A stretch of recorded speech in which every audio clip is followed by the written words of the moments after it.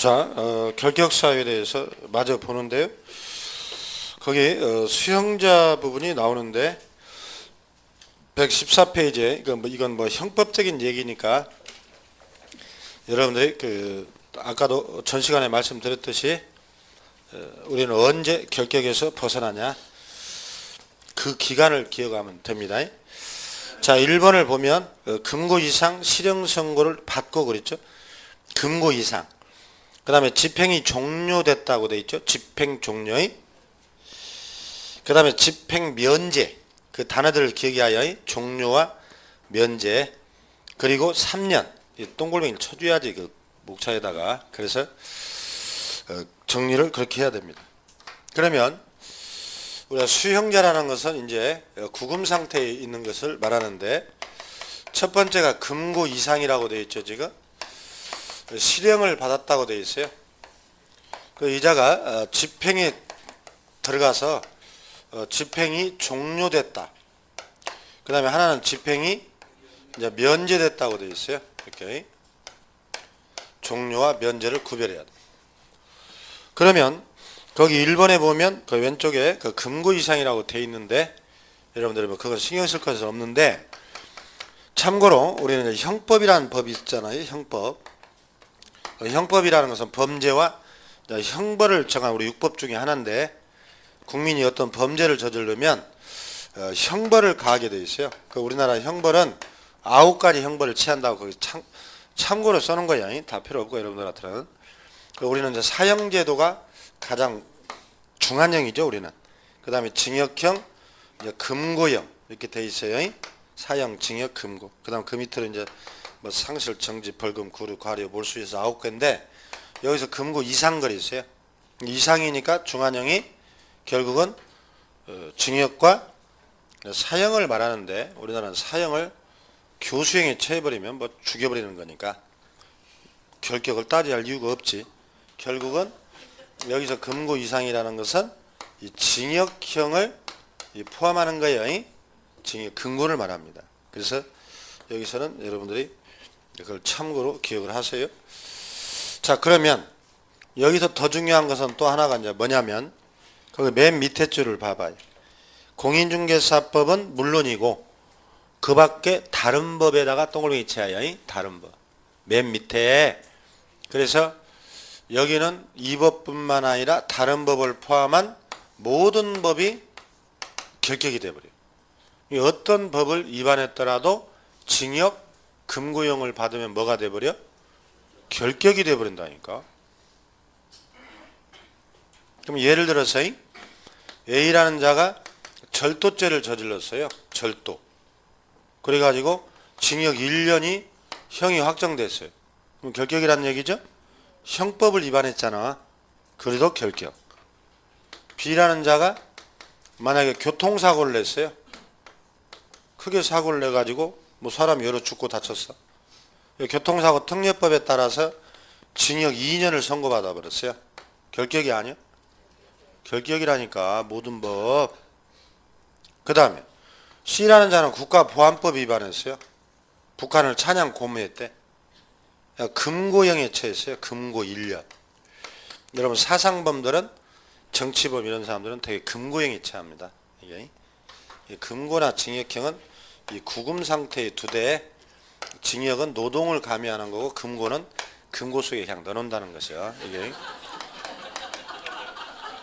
뭐가 더 힘들겠어?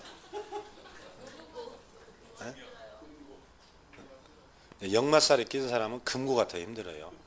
가만히 앉아 있으려면 돌아버린대. 그래서 우리 행영법에 보면 한 75% 이상이 금고형자들도 노동을 시켜달라고 그러는데 청원 작업이라고 그래요. 그러면 작업하다 보면 시간이 많이 가거든. 빨리 가거든. 빨리. 그럼 작업하면 일당 줄까 안 줄까? 줘요. 일당. 그래서 나올 때 퇴직금 나와요. 교도소 나올 때 얼마 받아 나와요. 그게. 그래서 실은 이제 여러분들 큰 차이가 없어. 징역 금고에. 그래서 아무튼 구금 상태. 그래서 사상범들은 이제 물들이니까 되게 금고형에 처합니다. 자, 결격이 아니에요. 결격이 우리는 다 결격이라고 모든 법. 이거 잊어버리면 안 돼요. 자, 그럼 이제 오른쪽 페이지로 가면 2번에 집행이 뭐야? 종료라고 돼 있지? 2번에 또 지금도 왼쪽에 있네. 오른쪽이라니까. 줄을 끝까지 다 쳐야 직성이 풀리는가 봐요. 자, 집행 종료지 2번. 그 다음에 밑에 쭉 내려오면 3번이 뭐야? 집행 면제잖아. 종료와 면제를 구별해야 한다니까. 그러면 자, 생각을 해봐요. 이제 설명을 잘 드려야 해요. 뭐 장황하게 기본서라 구색 맞추려고 써놨는데 설명 한 것만 기억하면 된다니까요. 그럼 제가 옛날에 이 형법도 제가 강의했었어. 한때 민법도 강의했었어요. 제가 감옥이 시원찮다고 사람 시원찮게 보지 말고. 그러니까 믿고 따르란 말이죠. 이게 그러니까 쓸데없는 거 해봐야 여러분들은 문제를 못 풀어버린다니까. 제가 대한공인중개사 협회 법률 자문을 2년 했다는 얘기 했어요, 안 했어요? 잊어버린 것 같아. 자문도 했었어요. 그러니까 협회에 그러니까 설명한 대로 여러분들이 따르시라 이 말이야. 그래서 집행이 종료됐다. 그럼 이자들이 징역이나 금고를 받았잖아요. 지금 실형받으면 집행이 들어가야지. 그럼 여러분 구금은 어디다 하지? 교도소예요, 호텔이에요, 모텔이에요? 교도소에서 하지. 그러니까 여러분들이 집행이 종료됐단 말은 교도소에서 나온다는 얘기야. 집행 면제도 다 교도소에 나오는 거예요. 아시겠어요? 그러면 교도소에서 나온다는 것은 두 가지요. 죽어서 나오거나 살아서 나오거나.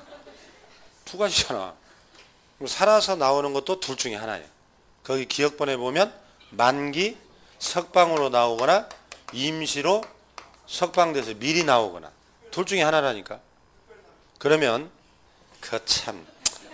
그러면 거기 기억본에 봐봐요. 두 번째 줄에 석방일로부터 나오죠. 석방일로부터 몇 년? 3년이라고 되어 있잖아. 그러니까 이자가 교도소에 들어가서 형기가 종료되면 이제 풀어주잖아 이게. 그러면 이자들이 나온 날로부터 또 몇 년? 3년간 중개업을 못한다니까. 교도소 안에서 콩밥을 먹었잖아. 그 콩밥에 떼국물이 빠지는데 3년 걸린다는 거예요. 아시겠나요? 그런 얘기. 3년 외우면 되지. 두 번째, 니은번이 가석방을 얘기해요. 거기 봐봐. 가석방된 자는 잔형기가 종료된 날을 집행이 종료되는 것으로 본다. 몰라도 되는데 그런 건 여러분 시험에 내는 거 아니에요. 가석방 이게 뭐냐고. 이건 사법고시도 안 내. 여러분들은. 그럼 봐봐. 이런 얘기예요. 설명은 제가 하는데 그냥 그런 것이구나 라고만 이렇게 대충 알면 된다 이 말이야. 그러니까 예를 들어 절도범이 1년 형을 선고받고 지금 6개월째 수감생활을 하고 있고 아직도 6개월이 남았어 지금. 근데 이자가 행형 성적이 매우 좋아. 이런 교도소라는 개념이 뭐예요? 교화시킨다는 거지. 그럼 그자가 재범의 위험성이 없으면 내보내야 할 거 아니야. 괜히 가다 놓으면은 사회의 부적응자가 돼가지고 오히려 범죄를 저질러. 여러분 1년 만에 교도소 나온 사람하고 5년 만에 나온 사람하고 누가 재범의 위험성이 높을 것 같아? 5년 만에 나온 사람이죠. 거기서 범죄의 학교예요. 학교. 교도소가. 학습을 하잖아. 5년 만에 나왔더니 집안이 풍지박살이 됐겠지. 애들은 나가고 와이프 나가버리고 집은 재개발돼 버려가지고 집도 못 찾아가고. 그래서 또 범죄를 저지르는 거예요 이게. 그래서 교화됐다고 보면 빨리빨리 내보내라는 게 교도소의 개념이에요. 아시겠나요? 그럼 이자가 교화됐다고 보면은 6개월 남았지만 일단 임시로 석방을 해본다니까. 그래서 집에 가서 네가 나머지 형을 산다고 그래서 이걸 잔형기라고 그래요. 그럼 이자가 집에서 6개월 동안 범죄 없이 잘 이 기간을 넘기면 그때 종료됐다고 본다. 그렇게 써 있잖아 지금. 그러니까 얘는 집에 온 게 형이 끝나서 온 게 아니라 뭐요? 집에서도 형을 사는 거지 지금. 그래서 이자는 잔형기 플러스 3년이 이 결격 기간이 돼요. 그 시험이 많이 나와잉. 그래서 여러분들이 아마 성범죄자들 보면 가석방 시키면서 혹시 또 모르니까 전자발찌를 채워서 내보낸다. 방송에 많이 나오지. 그런 게 일종의 가석방이라니까. 그러면 거기 세 번째 줄을 봐봐. 유기형의 경우에는 가석방 후 잔영기를 경과한 때. 무기수는 가석방 후 몇 년? 10년. 무기수라는 것은 매우 흉악범이잖아. 그래서 무기수가 가석방이 되려면 한 10년 또 형을 살아야 돼. 이 사람은 최소 가석방 요건이 형법에 가면 다 있어. 그래서 이자는 나와서 10년을 잔영기로 봐요. 떼국물이 빠지려면. 여기다가 또 3년을 더하니 13년이 되는 거지. 유기수는 잔영기에다가 3년을 더하고 얘는 10년에다 3년을 더해니 무기수는 지금까지 시험에 나온 적은 없어. 유기수나 여러분들이 기억을 하면 되는데, 그래서 그 가석방은 결론이 뭐라고? 잔영기 플러스 3년. 그거 이해는 없어요. 그 다음에 그 참고하기 징역 근거 전혀 읽어볼 필요 없다 그랬고 그냥 구색 맞추려고 제가 넣어놓은 거지. 이제 3번으로 내려가요. 집행면제라고 되어 있죠. 이번에는 집행면제. 거기 기억번에 보니까 법률 뭐라고 되어 있어? 변경이라고 나오죠. 집행면제는 사유가 특별한 사유가 있어서 면제시켜 줘 버리는 거고, 종료는 여러분 기간의 문제였어요 지금. 근데 뭐 그런 세밀한 건 필요 없고, 거기 기억번을 보면 재판이 확정된 후 법률이 변경돼 가지고 예를 들어 폐지돼 버렸어, 또는 변경돼 버렸어.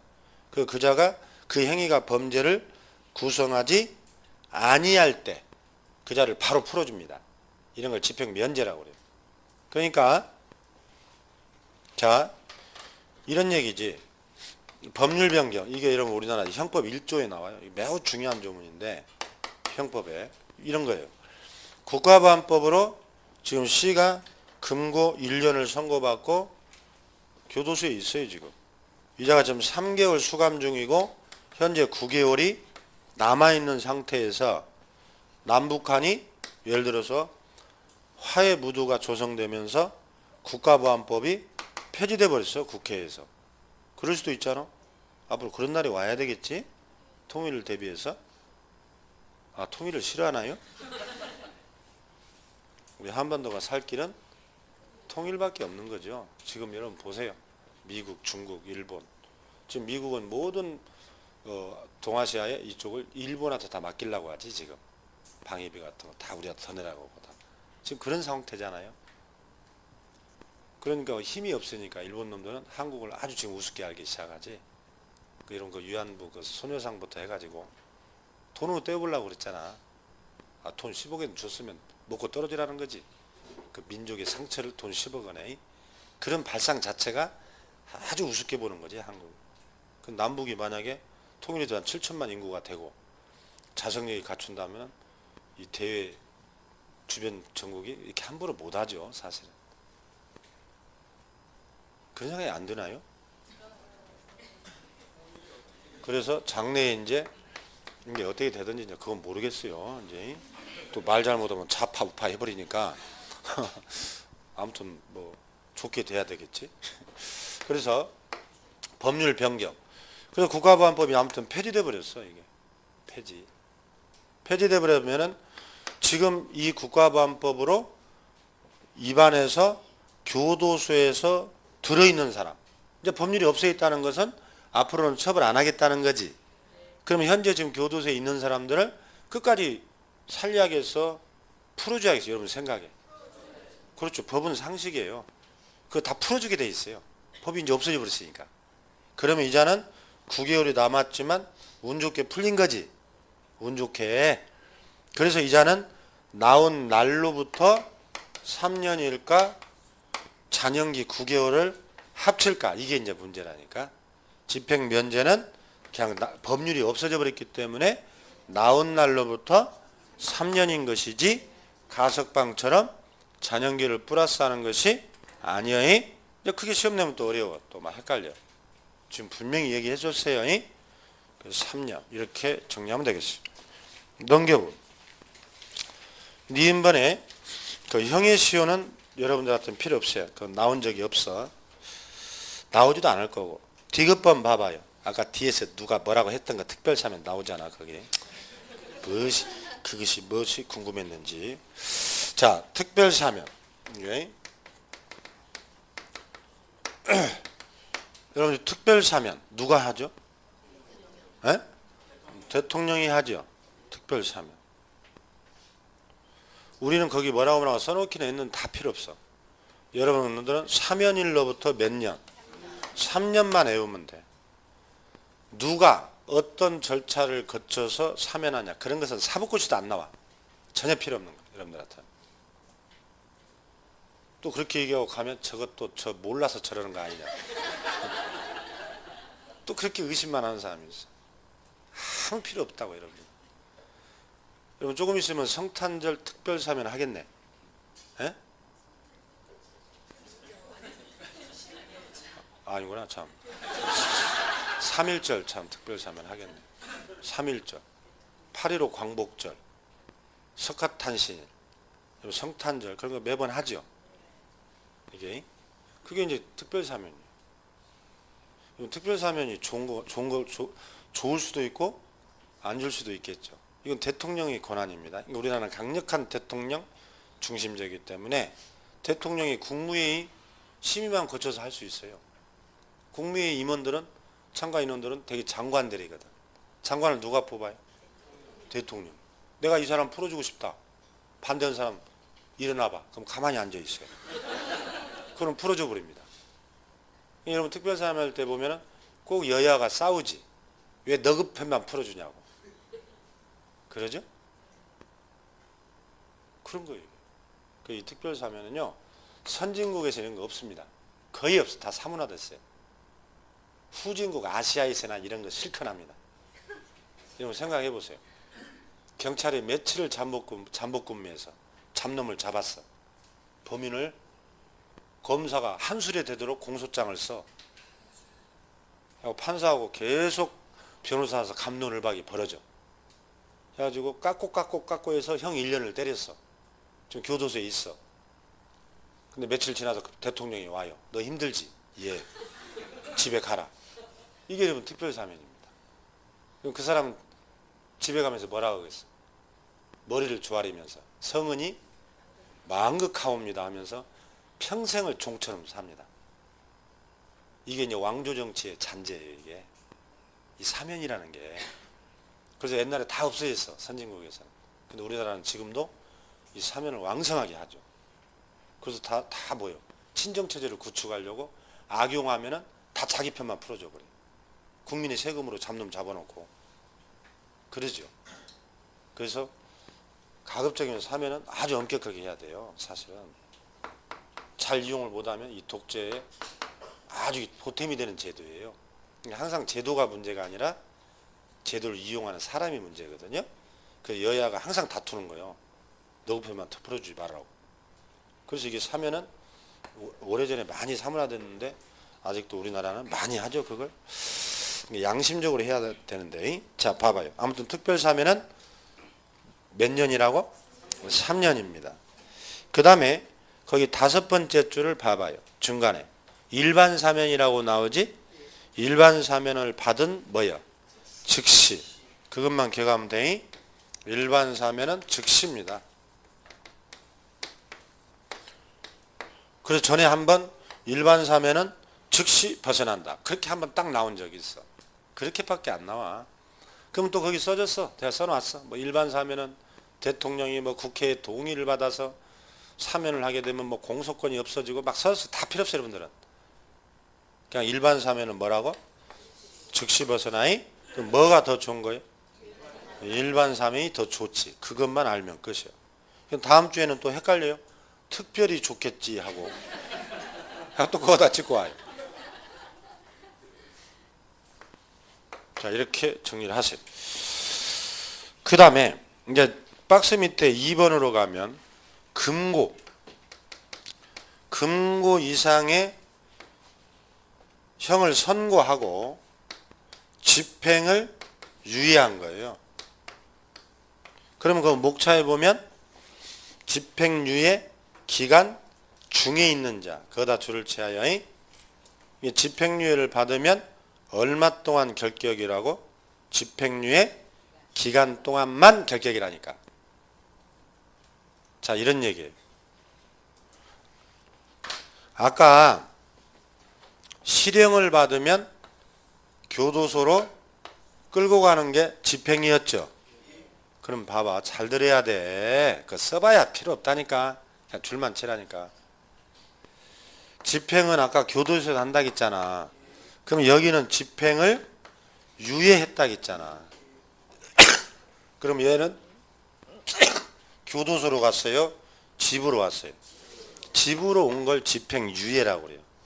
집행은 교도소라니까. 집행유예라니까. 그러면 형만 선고해놓고 이 선고된 형을 교도소로 데리고 가는 게 아니라 집으로 보내는 거. 그러니까 이것은 죄질이 조금 경미한 거지. 아시겠어요? 그래서 이 범죄를 범하고 집행유예 받으려고 애를 쓰는 거예요. 막 정관 예우란 말 있잖아. 그런 변호사 사서. 그럼 집으로 오거든. 그럼 자기 기업활동을 할 수 있거든. 이런 걸 집행유예라고 그래요. 그럼 예를 들어서 교통사고를 범해가지고 징역 1년에 집행유예 4년을 선고했다. 뭐 이런 얘기가 나와요. 여러분 집행유예라는 것은 1년에서 5년 범위 내에서 판사가 알아서 기간을 정하게 돼 있어요. 5년은 못 넘게 돼 있어 집행유예는 원래. 그럼 4년을 선고했어. 그럼 우리가 알아야 할 것은 결격기간이 몇 년이다. 에? 4년이라니까 유예 기간이니까. 아시겠어요? 그럼 만약에 3년 선고하면 3년이 결격이라고. 2년 받으면 2년이 결격이야. 유예 기간만. 그러니까 이자는 징역 1년을 선고해놓고 4년 동안 유예를 해준다는 뜻이에요. 그럼 4년 동안 이자가 범죄를 안 저지르고 잘 기간을 넘기면 선고받은 효력을 없애주는 게 집행유예예요. 아시겠나요? 예? 이게 형법 얘기라고. 그냥 참고로. 그래서 우리는 집행유예 기간만 뭐가 된다? 결격. 집행유예는 뭐야? 형을 선고해놓고 유예한 거예요. 그 집행유예는 얼마 동안 결격이라고? 유예 기간만. 아시겠나요? 그래서 집행유예 기간은 떨어지는 낙엽도 피하고 다니라는 얘기예요. 만약에 유예기간 중에 범죄를 저질러 버리잖아요? 그럼 집행유예를 취소해버려요. 옛날 선고한 형이 있지? 이걸 살리고 새로운 범죄까지 합해서 가중처벌해버려요. 가중해서. 집행유예는 잘 넘겨요. 그래서 여러분 집행유예 하는 사람들 보면 피고인들에게 대부분 봉사활동 시간을 내려요. 200시간 막 300시간. 그럼 이 사람들은 유예기간 동안 집에 있는 게 아니요. 봉사활동 그 시간을 때워야 해요. 200, 300시간을. 그래서 막 여러분들 막 경로당 같은 데 가서 목욕시켜주고 머리 깎아주고 한 거 나오지. 심성이 착해서가 아니에요. 그 봉사활동 시간 못 채우잖아요. 취소돼요. 집행유예가. 여러분 이제 방송에서 잘 봐봐. 집행유예 몇 년에 봉사활동 몇 시간을 내렸다 이런 얘기가 나와. 특히 그 연예인들 막 그 음주운전하고 뺑소니한 거 집행유예 많이 해주잖아. 사고치고. 그러면 여기서는 그 2번을 봐봐요. 예를 들어 나오죠. 맨 밑에 징역 1년에 처하나 단 2년에 집행유예를 선고했다고 돼 있죠. 그러면 집행유예 기간 2년이 뭐다? 결격 기간이라고 돼 있지. 그러면 3년을 선고하면 뭐라고? 3년. 4년을 선고하면 4년. 꼭 외워야 해요. 자, 이제 오른쪽 페이지로 가봐요. 3번. 두 번째 줄 봐봐. 중간에 따라서 나오네. 금고 이상 형에 대해서 선고유예, 똥골뱅이. 선고유예는 아예 결격이 아니다. 그래서 여러분들이 집행유예하고 선고유예를 헷갈려 하니까 제가 지금 집행유예를 계속 강조한 거예요. 이 선고유예라는 것은 선고 자체를 유예했다는 거지. 잘 봐봐. 선고를 뭐라고? 유예했고, 집행유예는 선고해놓고 집행을 유예한 거지. 아시겠나요? 그럼 선고유예는 일단 여러분 결론만 알아도 돼. 결격하고 관련이 없다로 무조건 찍는 거야, 시험 문제는. 근데 참고로 선고유예라는 것은 우리 형법 51조에 가면 나오는데, 어떤 자가 범죄를 저질러서 경미한 범죄예요. 이걸 받으려면. 그 다음에 초범이야. 태어나서 처음 범죄를 저질렀대. 초범의 경미한 범죄자는 너는 징역 6개월에 처해야 마땅하나 판사가 겁만 주는 거예요. 네가 뉘우침이 좋고 초범이라서 내가 선고를 6개월을 하려다가 너를 유예한다는 거. 그럼 이러면 판사가 형을 선고할 때 판사봉을 땅땅 두드리지. 근데 여기는 판사봉을 안 두드리고 들고 있는 거예요. 2년 동안. 몇 년? 2년 동안 유예해요. 그래서 2년 동안에 이자가 또 범죄를 저지르면 이걸 선고해버려 이제. 그렇지 않고 2년간 무사히 넘기면 이자는 죄를 안 저지르는 걸로 돼버려요. 이런 걸 선고유예라고 그래요. 이게 아주 경미한 범죄자에게 하는 거야. 따라서 선고유예가 나오면 무조건 결격이 여러분들은 아니다고 찍는 거예요. 그러면 징역형에 대한 선고유예, 금고형에 대한 선고유예, 벌금형에 대한 선고유예 무조건 다 결격이 다 아닌 것이야. 구별할 수 있나요? 집행유예하고 선고유예 구별할 수 있냐고. 그러면 끝이에요. 자, 그 다음에 이제 오른쪽 페이지 3번. 공인중개사. 여기서부터는 성격이 달라집니다. 지금까지는 모든 법이었죠? 징역형이나 금고형에 해당되면 모든 법이 결격이었는데 여기서는 이 법이에요. 이 법. 우리 공인중개사 법만이에요. 그래서 1번의 공인중개사법 동글뱅이, 그 다음에 300만 원 이상 벌금 받은 자는 3년이 결격입니다. 그럼 1번 봐봐. 벌금형 선고는 오직이라고 써놨지? 오직하면 오직이라고 써놨겠어. 우리 법만을 적용된다. 따라서 다른 법 위반으로 벌금 받아봐야 결격이 아니다는 거예요. 대한민국에 수백 가지 법률이 있는데 그 일부만 써놓은 거예요. 그럼 봐봐요. 우리 법에는 아까 형벌이 3-2하고 뭐가 있어?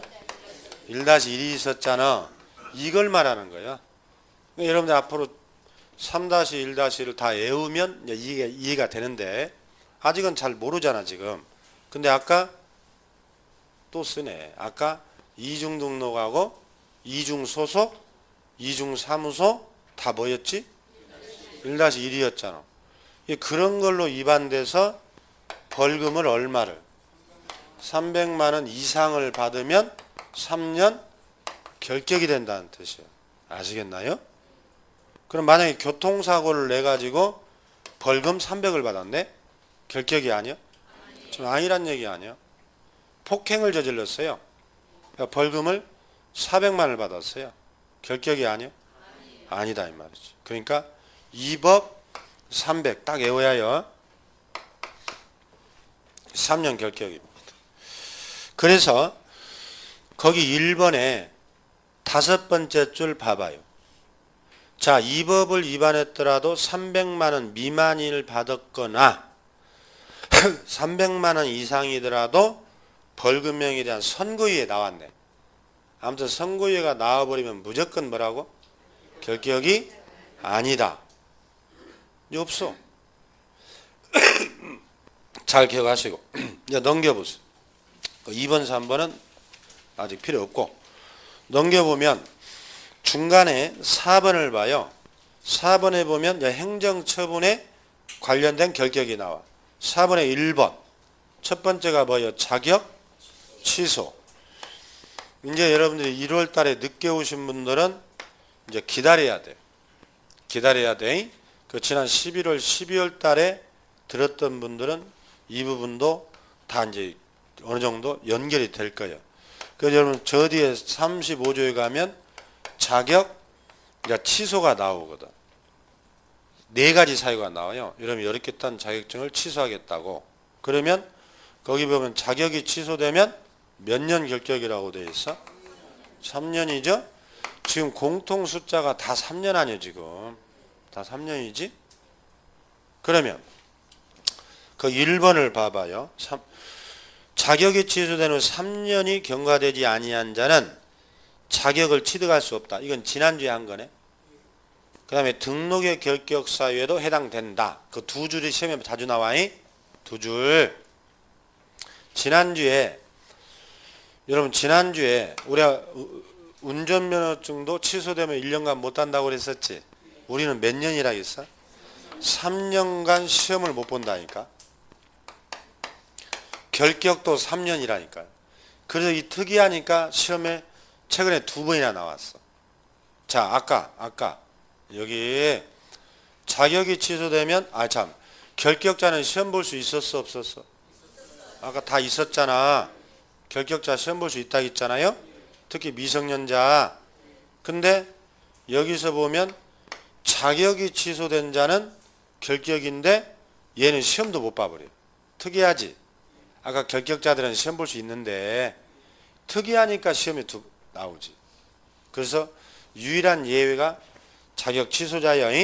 결격자 중에 시험 못 보는 자가. 자, 그 다음에 다른 건 필요 없고 이제 2번으로 내려가는 거야. 공인중개사 자격 정지. 동글뱅이. 자격 정지. 이 자격 정지는 또 여러분들이 저 뒤에 3주 될 때 이제 우리가 하는 거예요. 그냥 줄만 치는 거예요. 늦게 온 사람은. 그러니까 이렇게 기본서가 앞뒤가 다 연결되어 있단 말이에요. 그러니까 뒤에 나올 내용이 좀 앞에서 언급되니까 그런 건 그냥 편하게 지나가라고 그랬어. 지금 여러분과 실력 차이가 엄청나게 난다고. 여러분 사이에도. 다 빼고 갈 수는 없어서 우리가 좀 체크를 하는 건데. 여러분 지난달에 공부하신 분들 자격정지는 대상이 누구라겠어? 누구를 대상으로 한다겠지? 혹시 기억나나요? 소속 공인중개사를 대상으로 한다겠지? 상한은 몇 개월이라 했어? 6개월이라 했죠? 이게 이제 자격정지거든요. 앞으로 뒤에 가서 할 내용. 그러면 이것은 정지 기간만 그거다 줄쳐요. 이게 3개월 받으면 3개월이 결격이고 2달 받으면 2달이 결격이라는 뜻이에요. 자격정지는. 고통스러워할 것 없어. 넘겨보세요. 오른쪽에 3번을 보세요. 등록이 취소됐다고 되어 있네. 등록 취소는 몇 년? 3년. 이제 38조에 가면 또 등록 취소가 나와요. 등록이 취소되면 3년 결격이요. 자격이 취소돼도 몇 년? 3년. 다 3년 했잖아 지금. 기간은. 그것만 외우면 됩니다. 그래서 거기 2번에 보면 그게 이제 이순환 때 할 내용인데 아주 중요한 거예요. 예외. 그건 지금 하지 않습니다. 전혀. 넘겨보세요. 넘겨보면 오른쪽 페이지 이제 4번을 봐봐. 4번에 뭐가 나와? 업무정지가 나오네. 업무정지. 이거 영업정지라고 그래. 앞으로 39조에서 합니다. 여러분 생각을 해봐요. 만약에 A라는 중개업자가 5개월에 업무정지를 받아버렸어. 5개월. 업무정지. 그러면 영업을 지금 못하게 하는 건데 A라 잘됐다. 어차피 영업 못할 거 임대료 내고 직원 월급 주느니 임대차 기간도 얼마 안 남았고 차라리 폐업하자. 폐업해서 가게를 빼버리자. 그래서 여러분 업무정지 받은 자가 폐업하는 것은 아무 제약이 없어. 내가 이제 시장에서 내가 탈퇴하겠다는 것이니까. 그래서 업무정지 받고 바로 폐업해버렸어요. 상관은 없는데. 근데 전에 이제 이 조문이 만들어지기 전에는 이자들이 폐업하고는 강남에서 폐업하고는 저 또 송파에 가가지고 또 한 달 만에 또 등록하고 또 친구 사무소 가서 일해버려. 근데 그걸 막을 길이 없었어요. 그때는 법이 없었거든. 그러니까 업무정지 받으면 폐업하고 또 등록하고 막 그러네. 그래서 이걸 방지하고자 그게 신설해서 가로를 봐봐. 가로에 뭐라고 써있냐. 폐업을 했어도 업무정지는 진행되는 것으로 본다고 돼 있잖아. 그러니까 업무정지 끝날 때까지는 너는 결격이 된다는 거예요. 정지 기간까지. 폐업했어도. 그러니까 이 기간 동안을 우리는 결격으로 보기 때문에 등록도 안 되고 다른 데 가서 일할 수도 없다는 얘기지. 그래서 업무정지 받고 폐업한 자는 결격이 된다는 거. 따라서 그 1번의 네 번째 줄 봐봐. 중간에. 즉 찾았나요? 업무정지 처분받은 개공은 폐업을 했더라도 업무정지 처분일로부터 정지기간이 경과해야 등록할 수 있다. 그 말은 결격에서 벗어날 수 있다. 그 뜻이야. 그것만 외우면 됩니다. 그 다음에 이제 5번. 이게 또 중요하지. 5번이 전에 출제해서 출제자도 헷갈려가지고 복수정답이 됐던 부분인데, 업무정지 처분받은 개공이 법인에다 동그라미 쳐. 이건 법인만 해당되니까 업무정지 사유 동골뱅이. 사유가 발생한 당시에 사원 또는 임원이었던 자, 거기서 딱 꺼내야 그 자가 결격이야. 물론 기간은 거기 써졌듯이 업무정지 기간 동안 결격이란 뜻이야. 자, 그 설명을 잠깐 하면 갑법인이 있어요. 갑이 대표자야. 이 밑에 임원, 즉 사원이 있단 말이야. A, B, C 세 사람이나 있어. 우리가 지난주에 한 거. 대표자는 자격증이 있어야 없어요? 있어야지. 대표자를 제외하고 사원 임원은 몇 분의 몇이? 3분의 1이 자격증이 있으라 했지. 그럼 최소한 몇 명은? 최소 한 명은 있으라 했잖아. 이건 지난주에 한 거예요. 이걸 설명하자는 게 아니라, 자, 이렇게 법인이 일하고 있는데 만약 이 법인이 2015년 5월 1일 날 30억짜리 매매계약서를 작성했어요. 이자가. 근데 깜빡하고 계약서에 서명 날인을 안 해버렸다니까. 계약서에 반드시 서명 날인 해야 되거든. 앞으로 나와 이런 내용은. 그래서 2016년 9월 1일 날 우리 중개사무소에 1년 만에 지도 단속이 나왔어. 구청에서. 여러분 매매계약서는 몇 년 보존을 하겠지? 그렇죠? 지난달에 하신 분은 알지? 5년. 그러니까 1년이니까 보존하고 있어야 돼. 그럼 그 자들이 오면 계약서 다 내놓으라 그래요. 그 계약서 다 봐. 그랬더니 서명날에 안 한 것이 걸렸어. 내가 깜빡하고 안 해버렸거든. 이 걸리는 경우가 있어요. 그러면 이제 업무정지를 받아요. 여러분 서명날에 안 하면 업무정지거든 원래. 그럼 한 달 업무정지를 받아버렸어 이 법인이. 그러면 이 법인은 이제 영업을 못 한다니까. 결격이라. 근데 이제 중요한 것은 이 사원 임원에게도 지금 결격이 미친다고 되어 있잖아. 그러면 잘 봐야지. 사유 발생 뭐라고 되어 있어요? 당시에 사원 임원이었던 자라고 되어 있잖아. 그럼 예를 들어서 사례를 만약에요. A, B는 이 당시에 여기에 근무를 했어요. 30억짜리 계약서 쓸 때.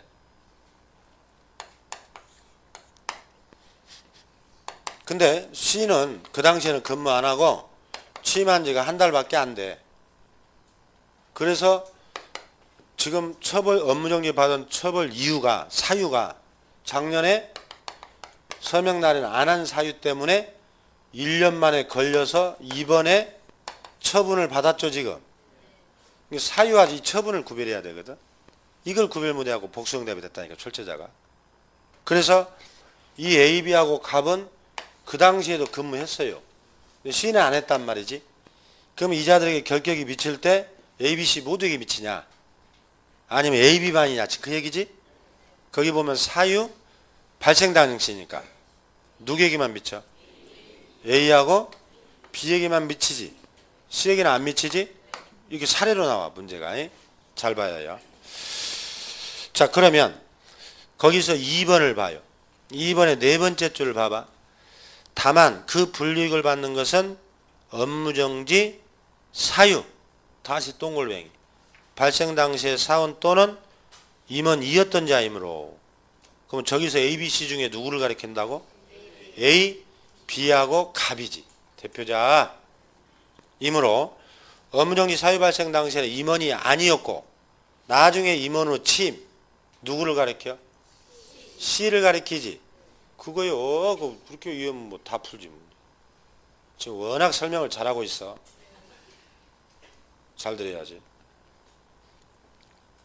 취임하여 업무정지 처분 똥골뱅이. 처분 당시에 임원이 된 자. 지금 처분 당시란 말은 이 말이지. 지금 업무정지 받을 지금 순간에는 갑 A, B, C가 다 근무하잖아 지금. 이게 처분 당시가 아니라니까.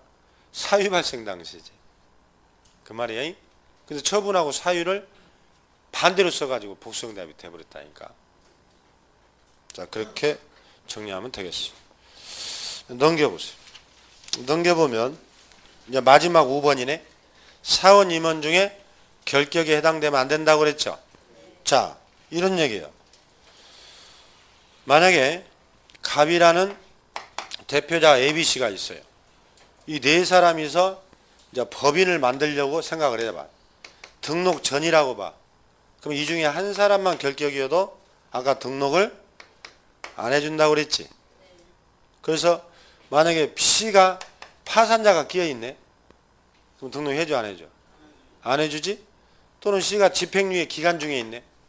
안 해주지. 이제 다 했잖아 사유를. 이제. 근데 근무할 당시, 등록할 당시에는 아무도 결격 사유가 없었어. 그래서 등록을 해줬어. 근데 등록한 이후에 C가 파산 선고를 받아버렸어. 그러면 결격자가 발생했지. 그러면 이제 책을 보면 어떻게 해야 되냐? 2번을 보면 돼. 2번 봐봐요.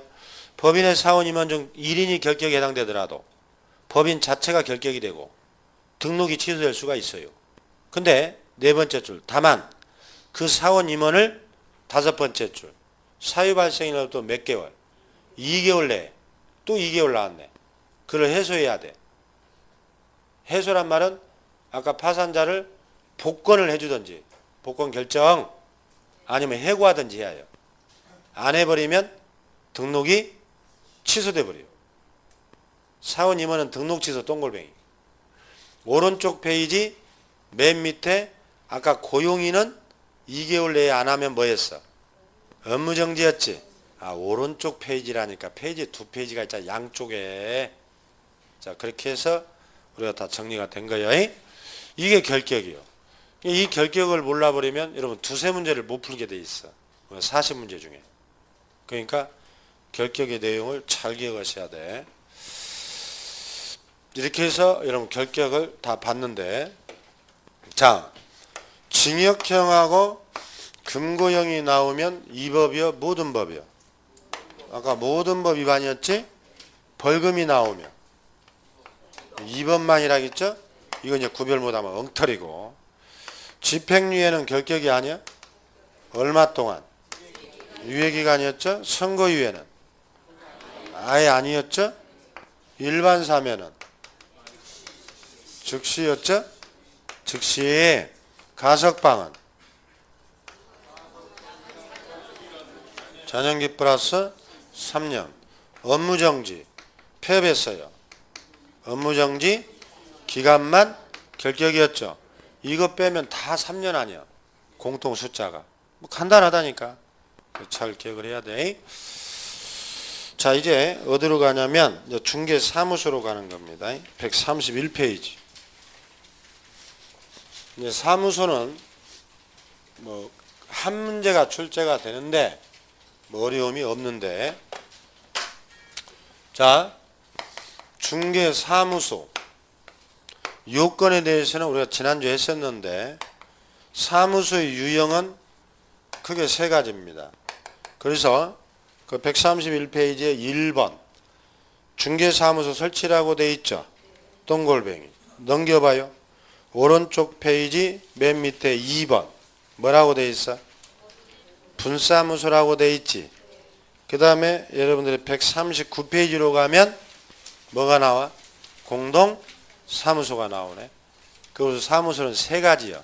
항상 목차를 먼저 보라고 했잖아. 책을 보실 때. 그럼 첫 번째 1번이 계공의 설치요. 그 다음에 2번이 아까 뭐라고? 분사무소 설치. 세 번째가 공동사무소. 합동사무소라고 그래요.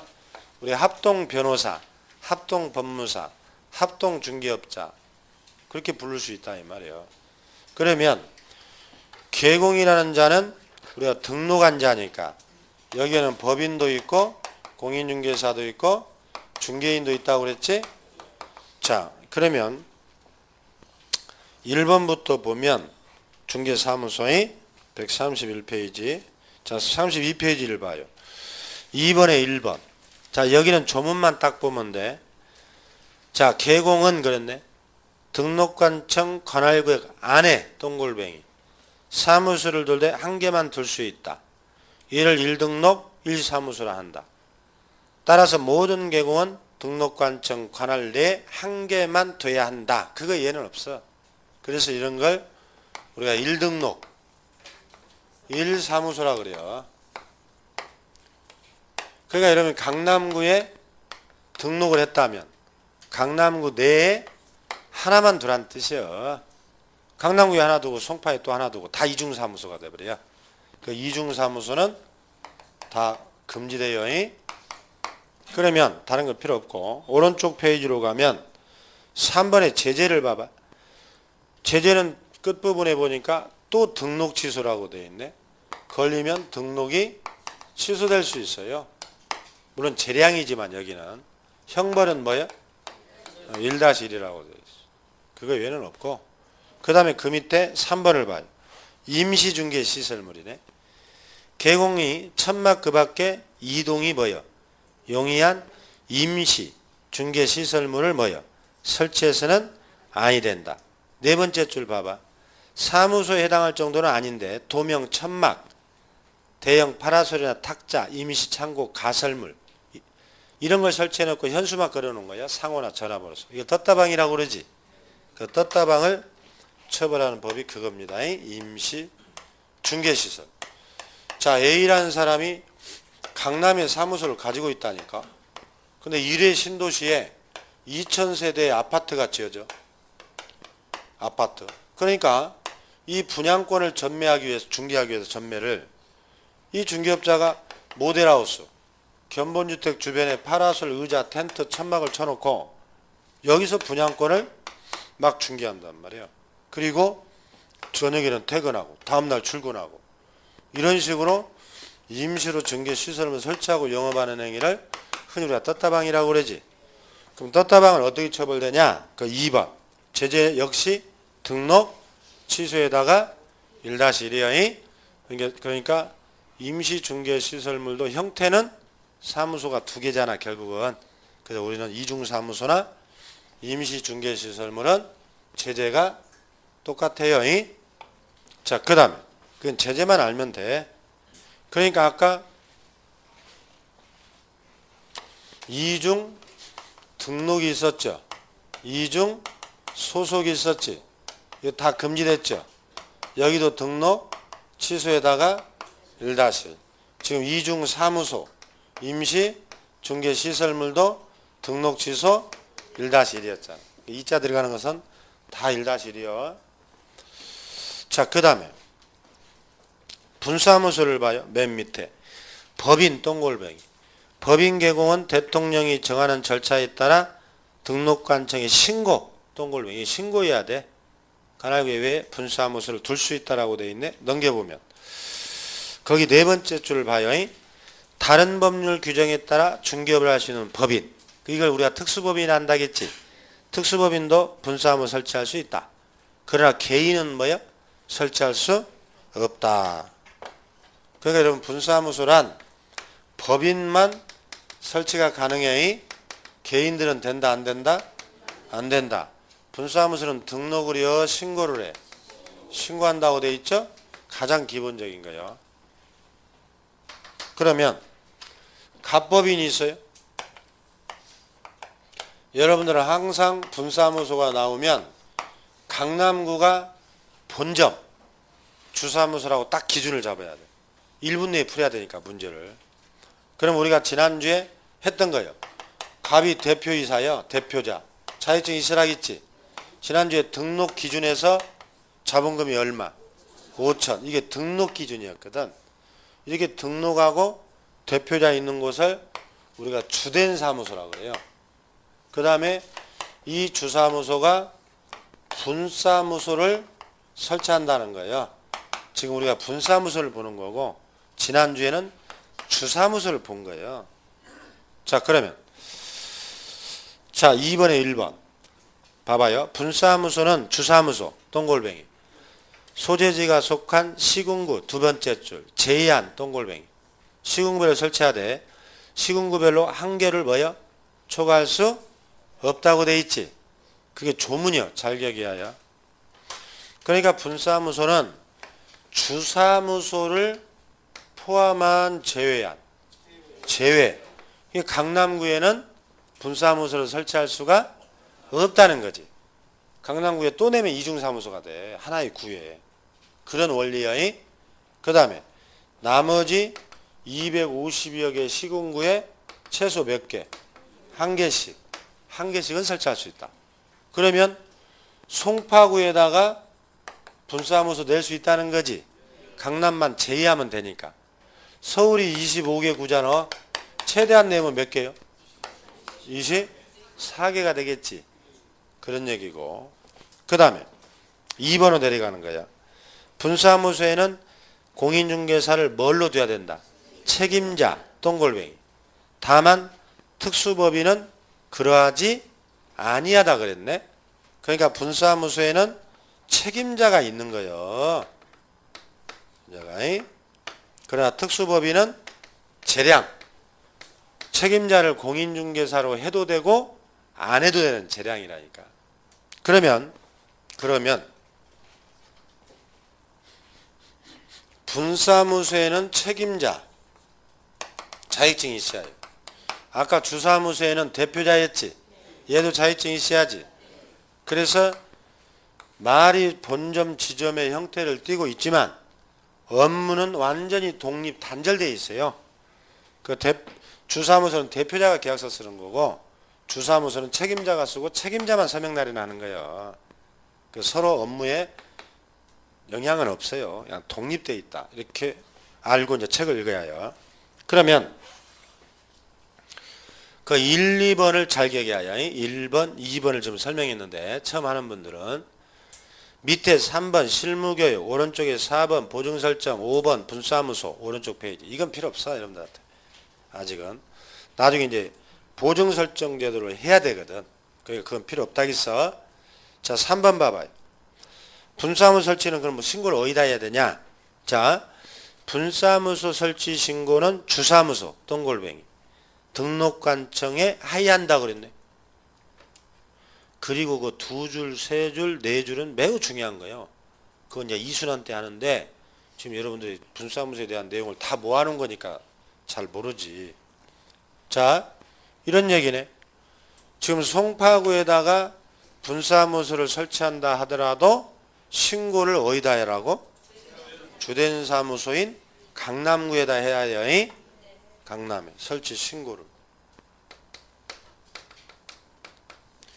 그래서 여러분들 문제를 보면 막 사례로 나와. 뭐 부산 동래구다, 강원도 원주시다 막 이렇게 나와버려. 그러니까 좀 사례와 동시에 이렇게 같이 공부를 하는 거예요. 여기다가 신고를 해라. 그 다음에 2번 설치 신고 시 첨부 서류네. 서류는 그 1, 2, 3번 딱 묶으면 되지. 실무교육 이수증, 2번 보증설정, 3번 사무소 확보 서류네. 그 세 개에 1, 2, 3번. 자, 아까 첫 시간에 했었네. 등록 서류가 뭐였지? 아까 외국인하고 우리가 비교해 줬잖아. 사진, 사무소, 실무, 사사실 외우라 있죠. 에? 나중에 외워야 해요. 근데 여기 분사무소는 사무소 확보 서류, 실무교육, 보증서가 있네. 보험 들여야 돼. 여기도 책임자가 일을 잘못해가지고 사고 치면 손해배상 해야 되거든. 근데 여기는 보증서가 들어간다는 것이 굉장히 중요해요. 나중에 이건 이순환 때 해야 돼. 보증을 한번 하고 와서 해야 되는 거예요.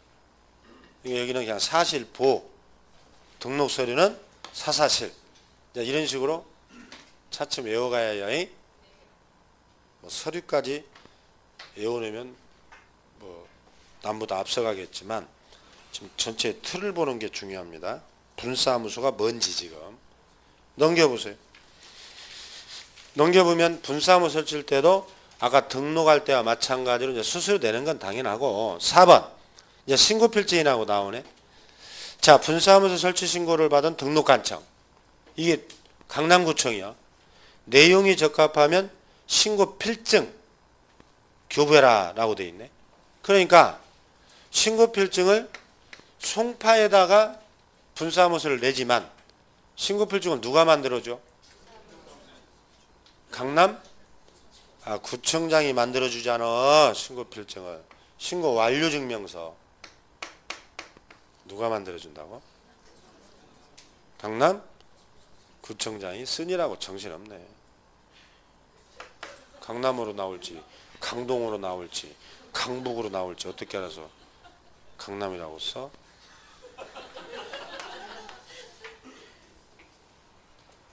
강남 송파.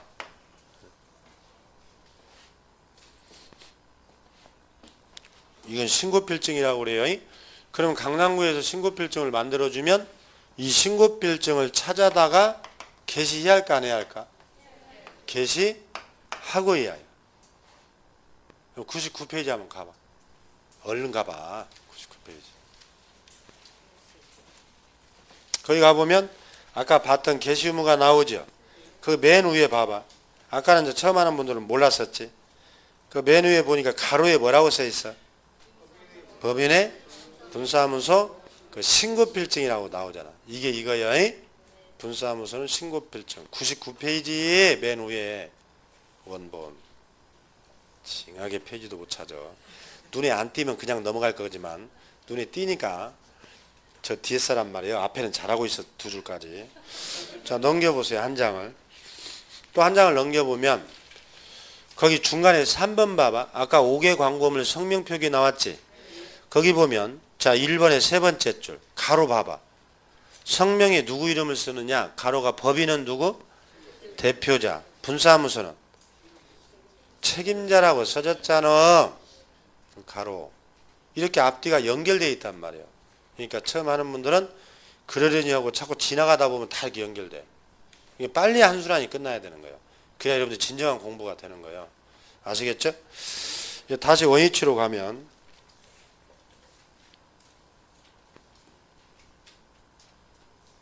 거기 136페이지야. 그 2번에 신고필증을 잊어버리면 재교부하는 것은 다 똑같아. 아까 자격증 재교부 했었지. 등록증 재교부 했었죠. 신고필증 재교부. 다 수수료 내는 거예요. 그거 외에는 없어. 자, 그 다음에 5번으로 내려가면 통보. 5번에 1번을 봐요. 등록관청은 설치 신고필증을 교부한 후 지체 없이 설치 예정지다 동그라미 지하에 예정지에 관할 시군구청장에 통보하라고 돼 있네. 그러니까 이런 얘기지. 생각해봐요. 지금 송파구 방이동에 분사무소를 내는데 여기 설치 신고를 어디다 해버렸어? 강남에 했지. 그럼 여기서 신고필증을 만들어줬지. 그럼 송파구청장은 지금 모르겠지. 분사무소 설치 사실을. 그래서 예정지라는 것은 어디를 말해? 송파구청장에게 지체 없이 통보하라 그 뜻이지. 그래서 감독하라는 뜻이야. 자, 그런 얘기. 이렇게 해서 분사무소도 살펴봤어요. 그 협회 통보 이런 건 필요 없어.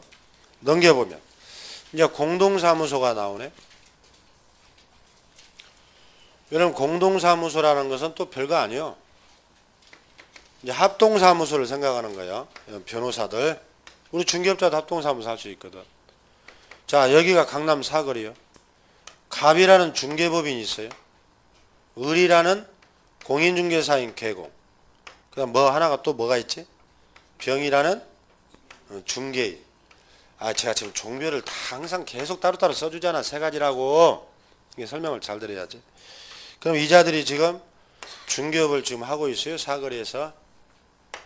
지금. 자, 그럼 봐봐요. 1번. 개공은 그랬네. 업무의 효율적 수행을 위하여 다른 계공, 동골뱅이. 공동으로 사용할 수 있다고 되어 있잖아. 그러니까 중개업자들이 서로 정보를 공유하고 임대료를 아끼기 위해서 하나의 사무소에서 이자들이 합해서 공동을 할 수 있다. 지금 그런 얘기를 하고 있고. 그 다음에 이제 큰 2번. 2번에 보면 설치 방법. 현행법에는 제한이 없다. 아무튼 합치면 된다 그런 뜻이거든요. 2인 이상이면 합동이라 해. 2인. 그럼 상하는 제한이 없어. 10명이 하든 20명이 하든. 종별 구분 없다.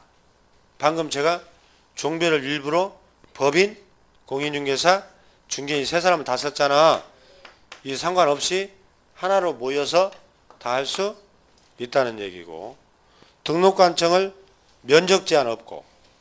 한 평에서 10명의 중개업자가 의자 하나 갖다 놓고 발 한 짝씩만 넣고도 다 할 수 있다고 그랬어. 그 다음에 등록관청을 달리해도 강남구에서만 모이는 게 아니라 송파, 강동, 강북, 노원에서도 모이면 돼. 모이면 그 등록관청이 달라도 상관없다. 그 다음에 2번. 2번은 두 번째 줄 봐야 해요. 중개사무소를 공동으로 사용하지 않은 개공은 중개사무소 개설 등록 동골뱅이, 사무소 이전 동골뱅이, 이렇게 해서 합치는 거예요. 그러니까 지금 기존의 중개업자들이 이전해 가지고 합해버린다니까. 이전 신고만 하면 되거든. 이적이 재개발이 되니까 야 우리 내 사무소에서 합해서 하자 이렇게 해도 되고, A, B, C가 세 사람이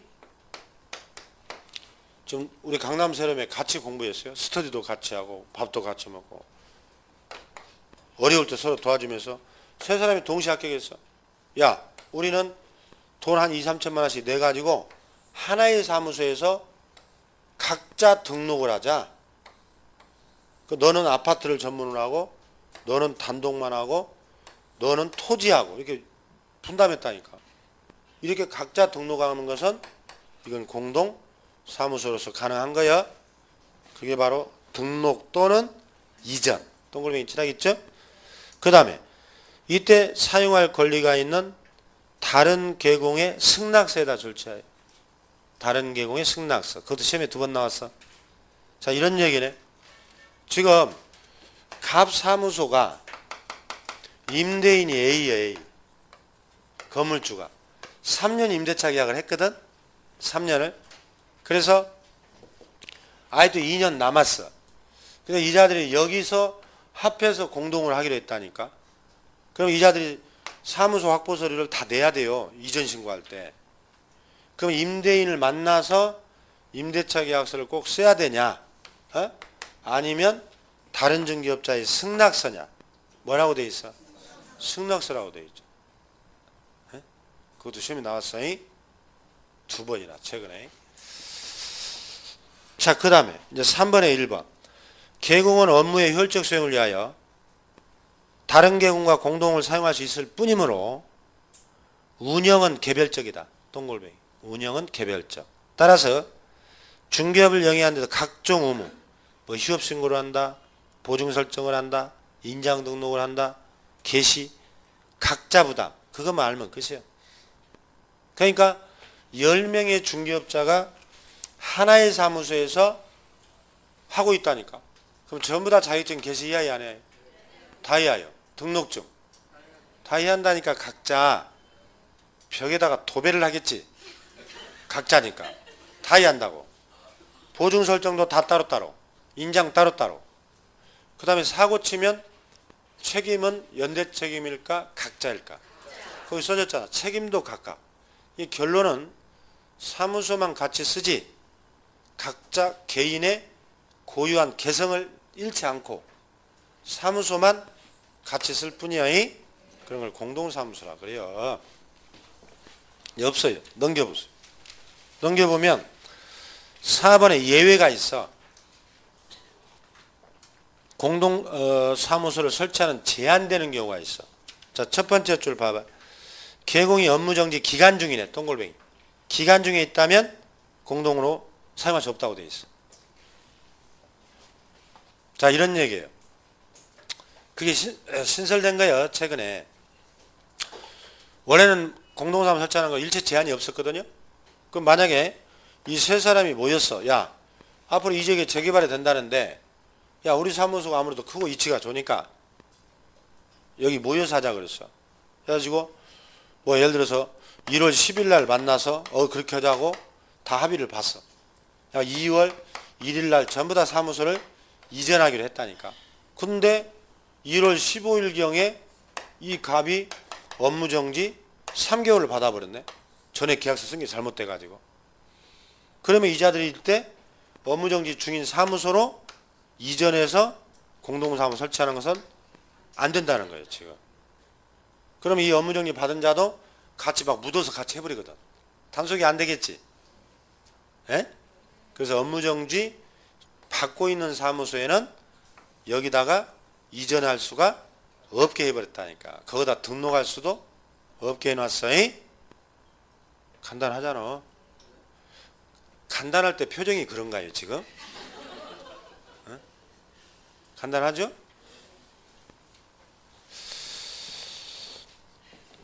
별로 재미가 없는가봐요. 지금 벌써 후회되나요? 내가 무슨 노후에 부귀영화를 누리겠다고 1월 1일부터 자격증 딴다겠다고 소문은 내놓고 이제 환불은 안 될 것 같고 그런 고민이 드나요? 예? 자, 거기 5번째 줄 봐봐요. 다만 그랬네. 또 예외에 또 업무정지 개공이 영업정지 처분을 받기 전부터 동골뱅이 전부터 다른 개공과 공동으로 사용 중이었다면 이 경우는 계속하여 공동사용이 가능하다. 이해되죠?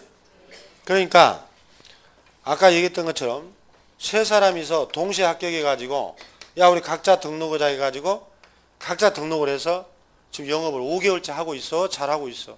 근데 시가 토지를 하는데 계약서를 잘못 써가지고 얘가 업무정지 2달을 받아버렸다니까.